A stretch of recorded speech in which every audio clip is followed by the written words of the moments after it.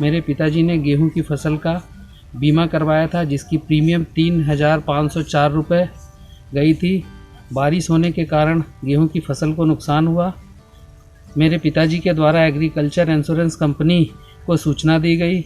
वहां से कर्मचारियों के द्वारा सर्वे करवाकर जिसकी नुकसान की भरपाई के रूप में मुझे 30,924 रुपये प्राप्त हुए, जिससे मैं बहुत खुश हूँ। फसल बीमा बहुत अच्छी पॉलिसी है, जिसे सभी किसानों को करवाना चाहिए। मेरी फसल गेहूं की ओले से जो ओला पड़ा था उससे काफ़ी नुकसान हुआ था, जिसके एग्रीकल्चर इंश्योरेंस कंपनी बीमा कंपनी जो है उसमें मैंने शिकायत दर्ज कराई थी, तो उसका सर्वे हुआ। उसके बाद मुझे बीमे का पैसा जो रकम होती है वो मुझे मिली। मैं इससे संतुष्ट हूँ।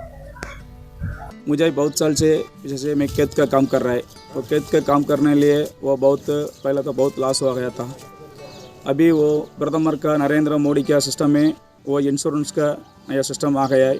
उसमें मैं एक साल भर का 2 टाइम वो इंश्योरेंस का मैं भरता है पैसा है। ये 1 एकड़ के लिए वो सवारी के लिए 180 रुपये 1 एकड़ के लिए मैं अपन बनाता है।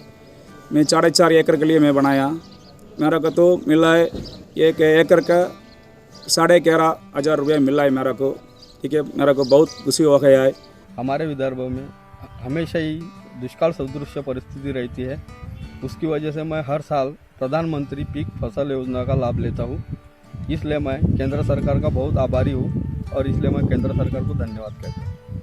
हमने पिछले साल में 2 एकड़ सोयाबीन बुआई की थी, लेकिन पिछले साल महाराष्ट्र में भारी वर्षा के कारण हमें सोयाबीन में बहुत भारी नुकसान आया और हमने प्रधानमंत्री किसान बीमा योजना के अंतर्गत हमें अर्ज भरा था। उसमें हमें 10,000 रुपये उसमें मिल गए और उसमें बहुत सारा हमारा जो नुकसान था उसमें हमें थोड़ी राहत मिल गई। इसलिए मैं केंद्र सरकार का बहुत बड़ा आभारी हूँ।